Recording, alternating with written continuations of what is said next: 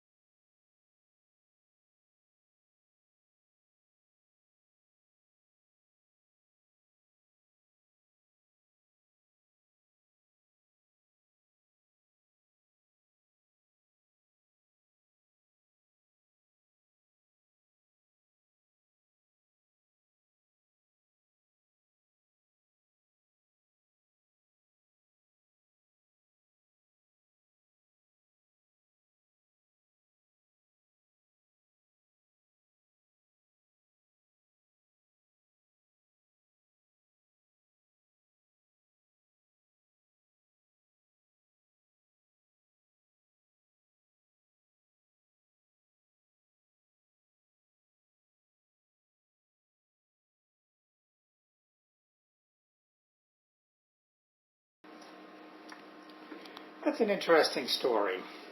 Man comes up. You can see he's rich.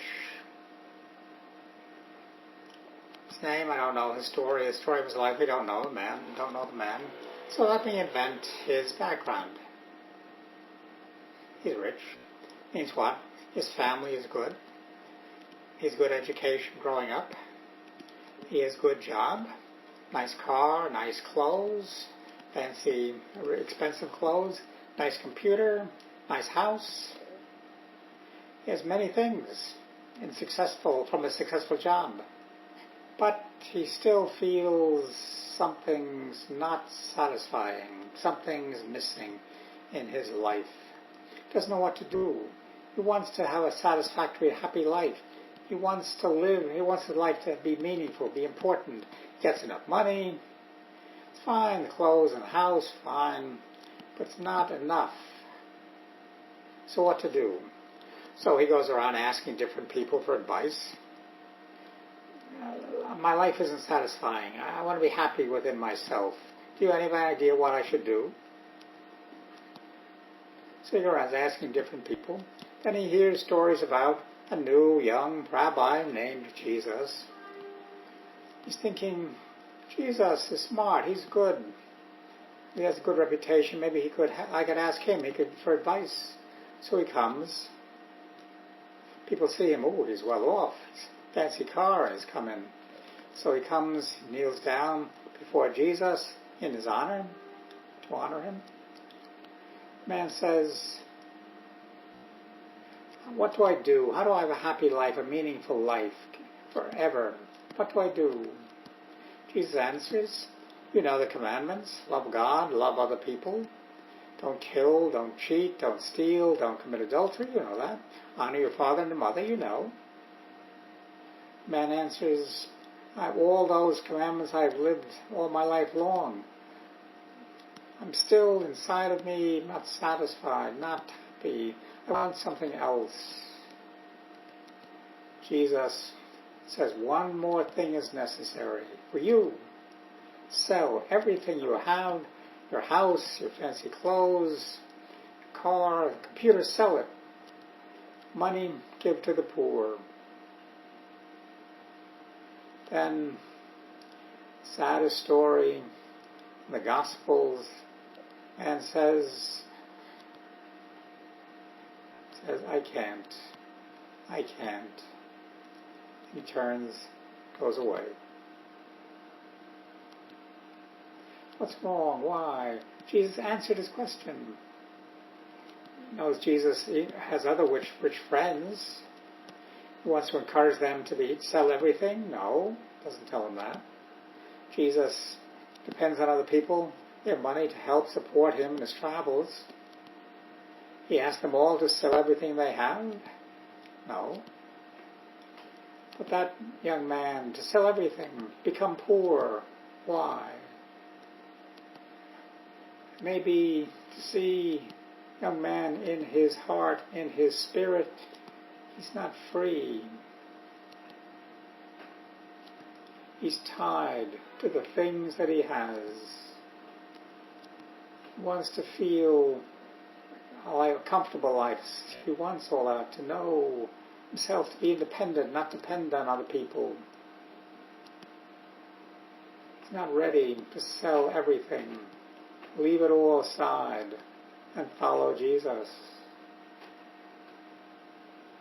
Jesus asks him to sell everything and come follow me. But for the man to be free depends on earning money, good salary, not necessary. To be free, you can do anything you want. He is dependent on too much on a comfortable house, nice clothes, fancy car, nice friends. To leave all of that, set it all aside, give it all up, he can't. He leaves, goes off. Change later on, maybe, I don't know. You and I are rich, with a lot of money, you have it? I doubt it. But You and I sometimes we all feel tied down to something.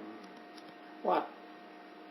Within our feeling, get angry against a person. I remember what that person did me, hurt me a long time ago, and I'm obsessed thinking about it continuously. Should be free from that feeling. Or remember a bad experience I had, an awful thing happened to me. I keep thinking about it. I'm obsessed by it. I'm not free. I'm tied to that. I remember it always. Or another, angry against a person, hate that person. So many things are tying us down, and we're obsessed by them. It means we're not free. Not free.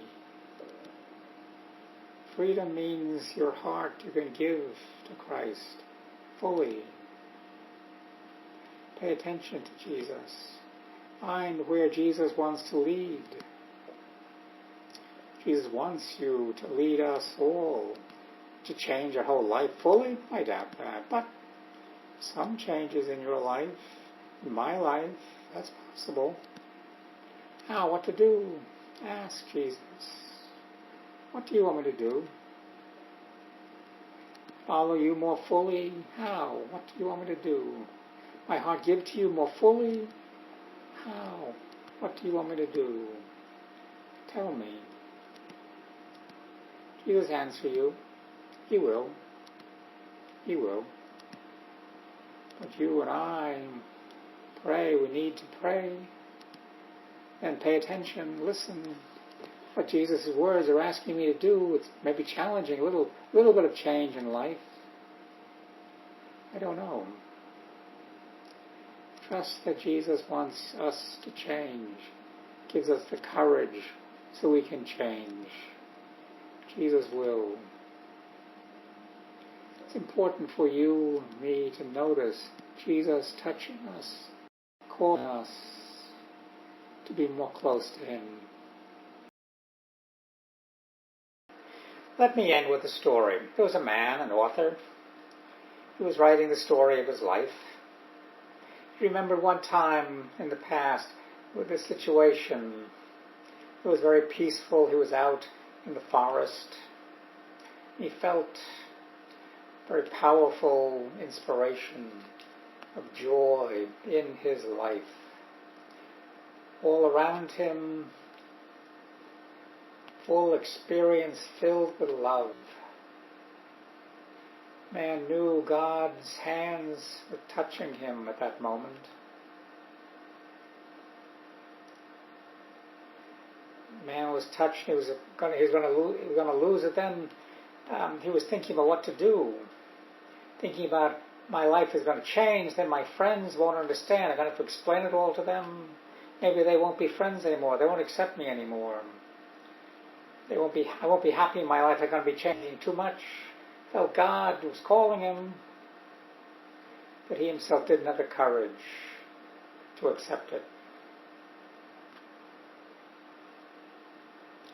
So he left it. He never forgot the experience.